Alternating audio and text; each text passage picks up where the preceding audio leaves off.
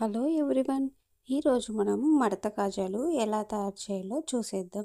చాలా ఈజీగా సింపుల్గా ఫస్ట్ టైం చేసిన పర్ఫెక్ట్గా వచ్చేలాగా జ్యూస్ అనేది చాలా బాగా పట్టుకునేలాగా చెప్తానండి. చాలా సింపుల్గా ఈజీగా మనమే హైజీన్గా ఇంట్లో ప్రిపేర్ చేసుకోవచ్చు. చాలా అంటే చాలా టేస్టీగా ఉంటాయి. మనం ఎప్పుడైనా కానీ స్నాక్ టైంలో తినడానికి చాలా అంటే చాలా బాగుంటాయి. ఇవి మనకు ఒక 1 వీక్ 2 వీక్స్ దాకా స్టోర్ ఉంటాయండి. నెమ్మదిగా ఓపిక పెట్టుకొని చేసుకుంటే చాలా టేస్టీగా చాలా బాగుంటాయి. ఎలా చేయాలనేది ఇప్పుడు నేను వీడియోలో మీకు చూపిస్తాను.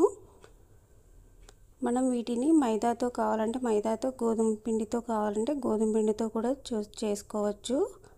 చూస్తున్నారుగా వీడియోలో చూడండి, జ్యూస్ అనేది లోపలి దాకా వెళ్ళింది.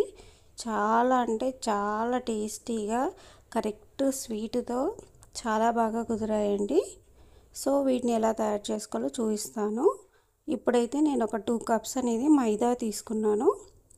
దీనిలోకి కొద్దిగా వంట సోడా యాడ్ చేసుకోవాలి. తర్వాత ఒక చిటికెడు సాల్ట్ అనేది యాడ్ చేసుకోవాలి. తర్వాత మనం వేడి చేసుకొని కరిగించుకున్న నెయ్యిని అనేది ఒక 2 టేబుల్ స్పూన్ అనేది యాడ్ చేస్తున్నాను. ఒకవేళ మొత్తం పిండికి అంతా కలుపుకోవాలి.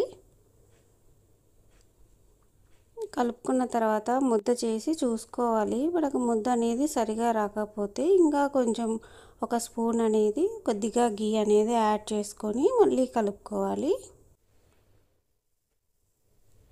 నేను ఇక్కడ మళ్ళీ యాడ్ చేసి చేశానండి. చూస్తున్నారుగా ఇలా ముద్ద అనేది మనకు వచ్చేసింది కదా. సో అందులోకి మనం కొద్దిగా వాటర్ అనేది యాడ్ చేసుకుంటూ కలుపుకోవాలి.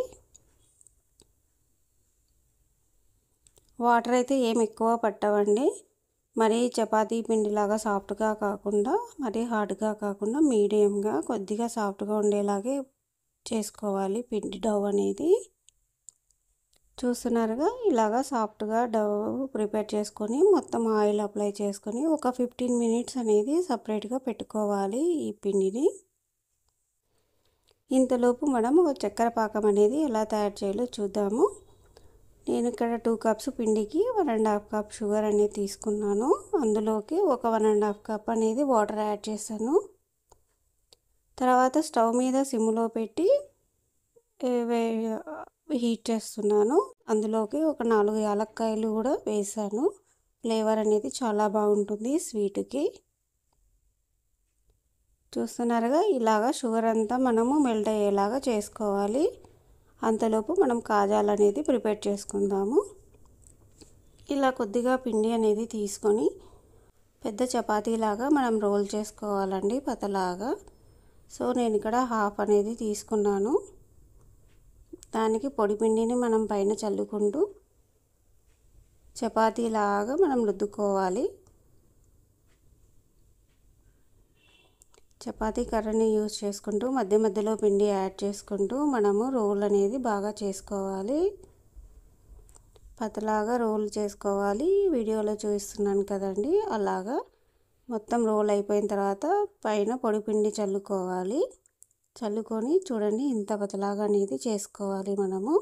మనం పతలాగా చేసుకుంటే ఆయిల్లో డీప్ ఫ్రై చేసినప్పుడు చాలా బాగా ఫ్రై అవుతాయండి. మందంగా ఉన్నాయనుకోండి పిండి పిండిగా ఉంటాయి. సో ఇలా సైడ్స్ అనేది ఎక్సెస్గా ఉండేదంతా కట్ చేసుకొని మళ్ళీ మధ్యలోనే మనం యాడ్ చేసుకోవచ్చు వాటిని. నేను ఇలా సైడ్స్ అన్నీ కట్ చేసుకొని చిన్న చిన్న పీసెస్గా పెట్టుకొని అన్నిటినీ యాడ్ చేస్తున్నాను. సో చూస్తున్నారుగా ఇలాగా ఫస్ట్ అనేది మనం రోల్ చేసేది చాలా చిన్నదిగా రోల్ చేసుకోవాలి. రోల్ చేసుకునేటప్పుడు మనం కొద్దిగా పొడి పిండి అనేది చల్లుకొని రోల్ చేసుకోవాలి.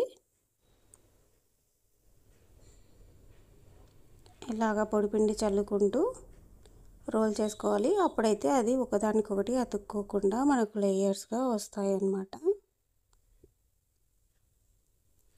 ఇలాగా స్లోగా మనం రోల్ చేసుకోవాలి మొత్తము అంతా. సో ఇక్కడ పెద్దగా అవుతుందని చెప్పేసి నేను హాఫ్కి కట్ చేశాను. సో ఇక్కడ హాఫ్ మన ఎడ్జ్లో కొద్దిగా వాటర్ అనేది అప్లై చేసుకొని మనం రోల్ చేసుకోవాలి. అప్పుడైతే అది విడిపోకుండా అతుక్కొని ఉంటుంది మనం ఆయిల్లో ఫ్రై చేసేటప్పుడు. ఇలాగా రెండోది కూడా మనం ప్రిపేర్ చేసుకొని పెట్టుకోవాలి.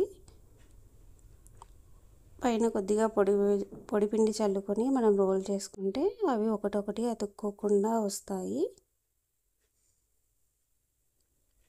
మనం చక్కెర పాకం పెట్టాం కదండి, అది చెక్ చేసుకుంటూ ఉండాలి. ఎప్పుడైతే మనం 2 వేళ్ళతో పట్టుకుని ఇలా పట్టుకుంటే కొద్దిగా జిగురులాగా అనిపిస్తే సరిపోతుందండి. గులాబ్ జామ్ పాకం కంటే కొద్దిగా ఎక్కువగా థిక్గా వస్తే సరిపోతుంది. ఇక్కడ స్టవ్ ఆపేసుకున్నాను. తర్వాత ఈ సైడ్స్ అనేది కట్ చేసుకున్నాను. చిన్న చిన్నగా మన కాజాల్లాగా కట్ చేసుకొని పెట్టుకోవాలి. ఇలా కాజాల్లాగా అన్నీ కట్ చేసుకొని పెట్టుకున్నాను నేను. స్టవ్ మీద ఆయిల్ బాండీ పెట్టుకొని ఆయిల్ మీడియం ఫ్లేమ్ కంటే చాలా తక్కువగా ఉండాలండి. లో ఫ్లేమ్లో పెట్టుకొని చాలా తక్కువ హీట్ అయినప్పుడు మనం వేసుకోవాలి. వేసుకున్నాక ఒక 2 మినిట్స్కి ఇలా అన్ని పైకి అనేది తేలుతాయి మనకు. తర్వాత ఫ్లేమ్ అనేది కొంచెం మీడియం ఫ్లేమ్లో పెట్టుకొని వేయించుకోవాలి. ఇలా గోల్డెన్ బ్రౌన్ కలర్కి వచ్చిన తర్వాత వీటిని తీసేసుకోవాలి. తీసేసుకొని వేడిగా ఉన్నప్పుడే పాకంలో వేసుకుంటే పాకం అనేది చాలా బాగా పట్టుకుంటాయండి ఇవి. సేమ్ ఇదే ప్రాసెస్ రిమైనింగ్ పిండిని కూడా మనం ఇలాగే ప్రిపేర్ చేసుకోవాలి.